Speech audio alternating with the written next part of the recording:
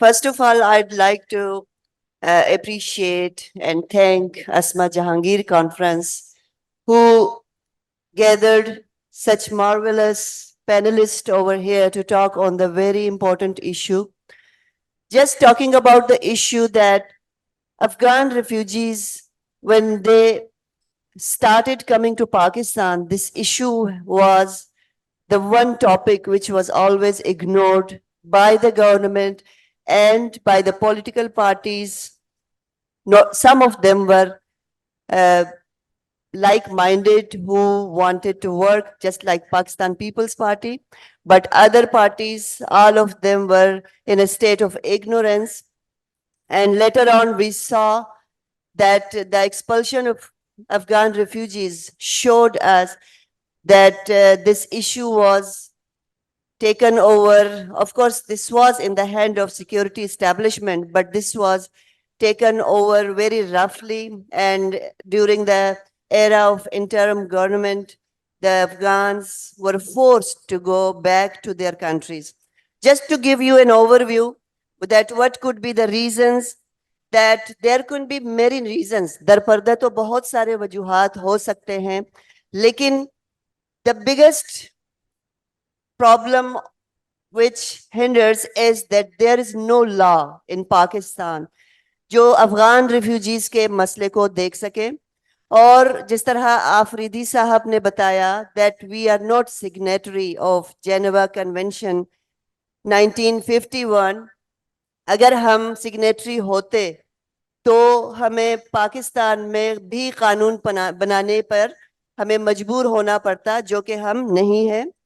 دوسرا یہ کہ سیکیورٹی اسٹیبلشمنٹ کی ولنگنیس نہیں ہے. There is no willingness from security establishments. That's why there is no law. There has been some temporary policy, and those policies were always not a complete policy. Those were just notifications maybe, or just very temporary and responsive decisions which were made by the certain governments in certain time and in certain situations. Just to throw back کہ P M L N کی government میں ہی فروری 2017 میں cabinet نے decide کیا تھا کہ Afghan refugees کے مسئلے پہ قانون سازی کی جائے گی, لیکن وہ اور مسئلے بن گئے اور یہ آئیڈیا کولیپس کر گیا اور اس پہ کام نہیں ہوا. And then Imran Khan publicly also stated کہ اب پاکستان میں افغان شہریوں کو افغان ریفیوجیز کو شہریت دی جائے گی. اور بلکہ انہوں نے ایک پبلکلی اسٹیٹمنٹ بھی دیا تھا کہ افغان بچے جو یہاں پہ پیدا ہوں گے دے ول آلسو بی افغان سو پاکستانی. سو یہ آئیڈیا بھی میرا خیال ہے کولیپس ہی کر گیا, اور افغان ریفیوجیز کے حوالے سے ڈبل اسٹینڈرڈز کے حوالے سے کبھی بھی ان کو یہ اجازت نہیں ملی. جنرل ضیاء الحق صاحب کے دور میں دیکھا آپ نے کہ انصار اور مہاجرین کا ایک سلسلہ سامنے آیا, اور وہاں اس وقت بھی اسی ایک پالیسی کو جو افغان اور مہاجر والا تھا کہ ہم انصار ہیں وہ مہاجر ہے, اس کو ذہن میں رکھتے ہوئے کوئی پالیسی نہیں بنائی گئی.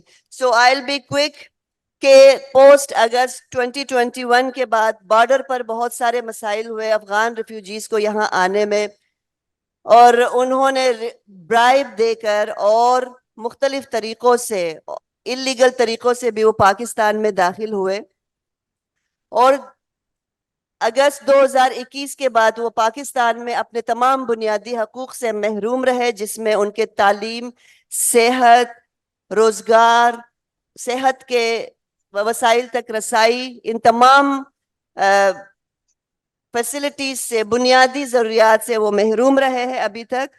اس میں role of U N H C R, ہمارے کولیگز یہاں پہ بیٹھے ہوئے U N H C R اور شارپ سے, اس میں بہت یہ 2.5 سال سے زیادہ کا عرصہ اس میں حکومت پاکستان کا, جس طرح آفریدی صاحب نے بتایا کہ حکومت پاکستان نے U N H C R کو منع کیا تھا کہ وہ افغان ریفیوجیز کو رجسٹر نہ کریں. بھئی اگر آپ خود رجسٹر نہیں کر سکتے, آپ کے پاس کیپیسٹی نہیں ہے, تو پھر آپ ایسی ریفیوجیز پہ جو کام کرنے والی انٹرنیشنل آرگنائزیشنز ہیں تو ان کو آپ یہ اختیار دے کہ وہ یہ کام کریں. مہاجرین اسلام آباد میں نیشنل پریس کلب کے باہر 6 ماہ تک دھرنے پہ بیٹھے رہے اور ان کو اللیگل طریقوں سے اٹھا لیا گیا، ان کو گرفتار کیا گیا اور ان کو مجبور کیا گیا کہ وہ دھرنا چھوڑ کر چلے جائیں۔ ایک ڈائلاگ کروایا گیا کیونکہ گورنمنٹ آف پاکستان کی نو پالیسی والے سچویشن کی وجہ سے سب پریشان تھے، اور بھٹو شہید فاؤنڈیشن اور ہم والنٹیئرز نے ایک ڈائلاگ کروایا جس کے گورنمنٹ کے اور ریفیوجیز کے درمیان، جس کے نتیجے میں ایک ہیومن رائٹس اسٹینڈنگ کمیٹی تک یہ ایشو ہم لے کر چلے گئے۔ ایز اے ریزلٹ ایک بل بھی مارچ 2023 میں محسن داور صاحب نے پیش کیا جو جس کو نظر انداز کیا گیا، اس پہ بحث نہیں کیا گیا۔ خواتین اسپیسیفک بہت سارے مسائل ہے۔ ریکمنڈیشنز ویری کوئک کہ political parties should talk on this very important issue, اور جو ایک ڈسکنیکٹ ہے اس کو ختم کیا جائے، قانون سازی ہو اور فارنرز رجسٹریشن ایکٹ کو ری وزٹ کیا جائے، UNHCR اور ایسے دوسرے اداروں کو انیبل کیا جائے کہ وہ اپنا کام کریں۔